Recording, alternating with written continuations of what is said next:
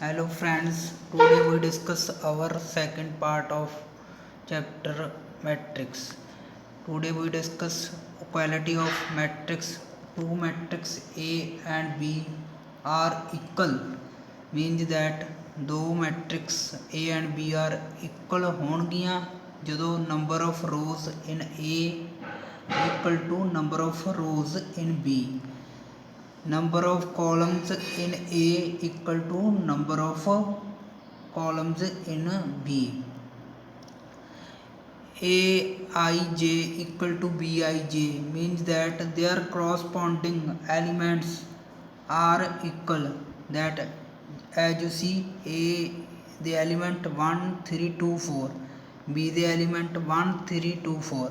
1 equal to 1, 2 equal to 2, 3 equal to 3, 4 equal to 4, that A equal to B. Now we discuss algebra of matrix. First we discuss addition of the matrix. Addition of matrix is only possible when they have same order, means that ਦੋ matrix ਦਾ ਜੋੜ ਉਹਦੀ ਹੀ ਸੰਭਵ ਹੈ ਜੇਕਰ ਉਹਨਾਂ ਦਾ ਆਰਡਰ ਸੇਮ ਹੋਵੇ। As you see A matrix का order m cross n, B का ऑर्डर हैगा m cross n. they have same order A and B m cross n, so their addition is possible. A ਤੇ B ਦਾ addition ਕਰਨ ਤੋਂ ਬਾਅਦ ਨਵੀਂ matrix ਬਣੂ C, ਉਹਦਾ ਆਰਡਰ ਵੀ ਹੋਊਗਾ m cross n. C N example A matrix हैगी है 1 2 3 4, B मैट्रिक्स हैगी है 5 6 7 8.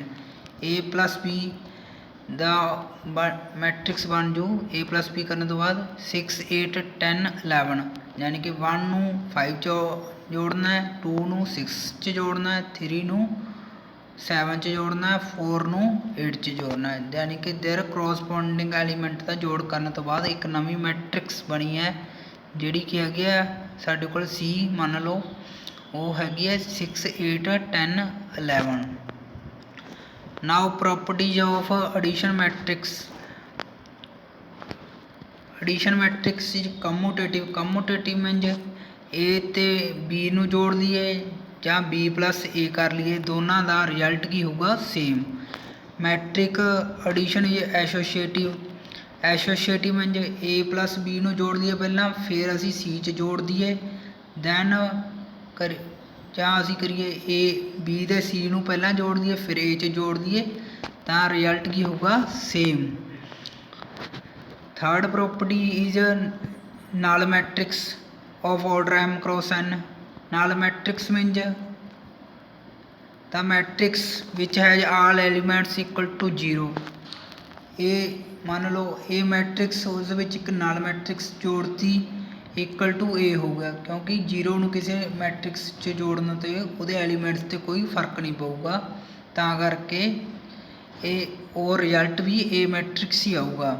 Hair 0 is known as additive identity. ਇੱਥੇ 0 ਮੈਟ੍ਰਿਕਸ ਨੂੰ ਆਪਾਂ ਕੀ ਕਹਾਂਗੇ, ਆਇਡੈਂਟਿਟੀ ਹੀ ਮੈਟ੍ਰਿਕਸ ਕਹਾਂਗੇ, ਐਡੀਟਿਵ identity. Now further discuss fourth property, A matrix. A matrix is a matrix एक A minus A is such that A matrix है जेकर उसका ਆਪਾਂ ਨੈਗੇਟਿਵ ਲੈ ਲਈਏ A plus A minus, then ਕੀ ਆਪਣੇ ਕੋਲ ਰਿਜ਼ਲਟ ਆਊਗਾ ਨਲ ਮੈਟ੍ਰਿਕਸ. ਤੇ A ਨੈਗੇਟਿਵ ਨੂੰ ਆਪਾਂ ਕੀ ਕਹਾਂਗੇ ਐਡੀਟਿਵ inverse.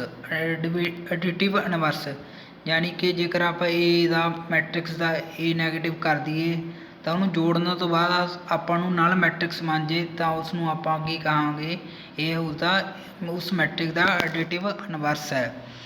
Cancellation laws A plus B equal to A plus C, ਯਾਨੀ ਕਿ ਆਪਾਂ ਜੇ ਦੋ ਮੈਟ੍ਰਿਕਸ ਸੇਮ ਹੈ ਤਾਂ ਉਹਨਾਂ ਨੂੰ ਆਪਾਂ ਕੱਟ ਕਰ ਸਕਦੇ ਹਾਂ. ਇਸ ਨੂੰ ਪਹਿਲੇ ਨੂੰ ਕੀ ਕਹਾਂਗੇ ਲੈਫਟ ਕੈਂਸਲੇਸ਼ਨ. ਆ A ਲੈਫਟ 'ਤੇ ਹੈ ਤਾਂ ਇਹਨੂੰ ਕੱਟ ਕਰ ਦਿੱਤਾ.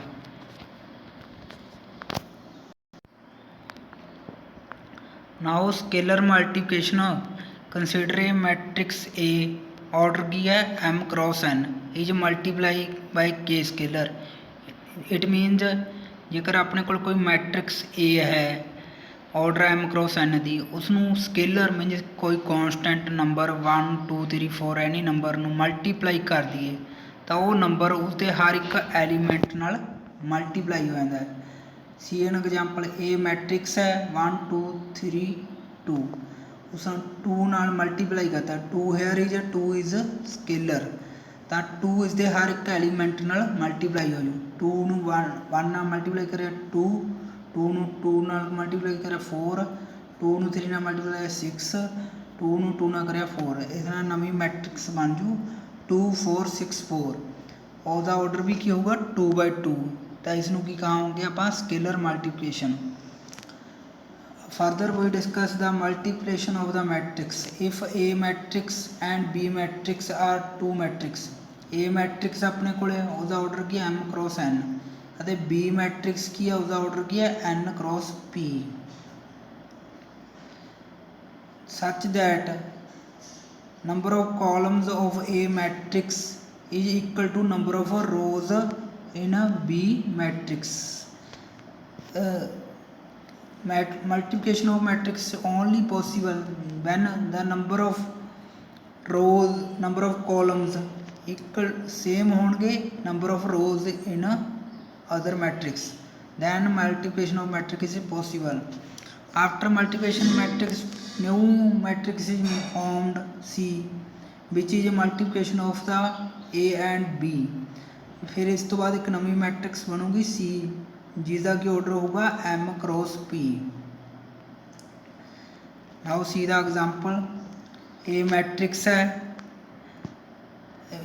2 1 3 5 उसका ऑर्डर की है 2/2, B मैट्रिक्स की है 5 2 1 7 उसका ऑर्डर भी होगी है 2/2।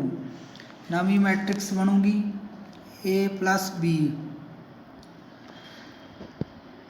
पहला फस्ट रो ਨੂੰ ਕੀ ਕਰਨਾ फस्ट कॉलम ਨਾਲ मल्टीप्लाई करना 2 1 ਨੂੰ मल्टीप्लाई करिया 5 1 2 गुणा 5 प्लस 1 गुणा 1। सिमिलरली फिर फस्ट रो ਨੂੰ ਕੀ ਕਰਨਾ ਸੈਕੰਡ कॉलम ਨਾਲ मल्टीप्लाई करना है। इस तो बाद सैकंड रो ਨੂੰ फस्ट कॉलम ਨਾਲ मल्टीप्लाई करना है ਤੇ सैकंड रो ਨੂੰ फिर सैकंड कॉलम ਨਾਲ। नवी matrix बनूगी 1 11 11 12 and 41। now properties of multiplication multiplication ਦੀਆਂ ਵੀ ਕੁਝ ਪ੍ਰੋਪਰਟੀਆਂ ਜਿਵੇਂ ਐਡੀਸ਼ਨ ਦੀਆਂ ਸੀ ਵੀ ਨੋਨ ਕਮਿਊਟੇਟਿਵ। ਐਡੀਸ਼ਨ 'ਚ ਕੀ ਸੀ matrix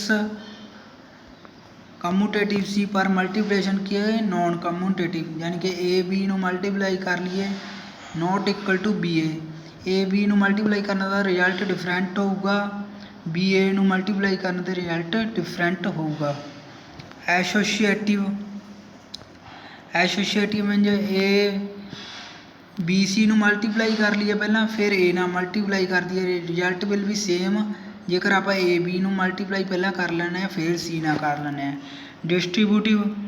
ਡਿਸਟਰੀਬਿਊਟਿਵ means A plus B plus C ਨੂੰ ਪਹਿਲਾਂ ਜੋੜ ਲਿਆ ਫਿਰ A ਨਾਲ ਮਲਟੀਪਲਾਈ ਕਰ ਲਿਆ ਰਿਜ਼ਲਟ ਵਿਲ ਵੀ ਸੇਮ ਹੋਊਗਾ। A ਪਲੱਸ B ਨੂੰ ਕਰ ਲਈਏ A B ਮਲਟੀਪਲਾਈ ਕਰ ਲਈਏ ਪਲੱਸ B C ਮਲਟੀਪਲਾਈ ਹੈ। ਇਸ ਤੋਂ ਬਾਅਦ ਕੀ ਕਰਨਾ ਆਰਡਰ ਇਹ ਮੈਟ੍ਰਿਕਸ ਹੈ ਉਹਦਾ ਆਰਡਰ ਕੀ ਹੈ m cross n and identity matrix ਜਿਹਦਾ ਆਰਡਰ ਕੀ ਹੈ n cross n। Identity matrix means ਜਿੱਥੇ ਸਾਰੇ ਐਲੀਮੈਂਟ ਕੀ ਹੋਣਗੇ 1 1। A ਨੂੰ ਆਪਾਂ ਆਇਡੈਂਟੀਟੀ ਮੈਟ੍ਰਿਕਸ ਨਾਲ ਮਲਟੀਪਲਾਈ ਕਰਾਂਗੇ ਤਾਂ result will be identity A matrix, ਯਾਨੀ ਕਿ ਆਇਡੈਂਟੀਟੀ 1 ਨੂੰ ਕਿਸੇ ਵੀ ਚੀਜ਼ ਨਾਲ ਮਲਟੀਪਲਾਈ ਹੋਗਾ ਰਿਜ਼ਲਟ ਵੀ ਉਨਾ ਹੀ ਆਊਗਾ। ਸਿਮਿਲਰਲੀ A ਮੈਟ੍ਰਿਕਸ ਨੂੰ ਜੇ ਆਪਾਂ ਆਇਡੈਂਟੀਟੀ ਮੈਟ੍ਰਿਕਸ ਨਾਲ ਕਰਾਂਗੇ ਤਾਂ result will be A matrix.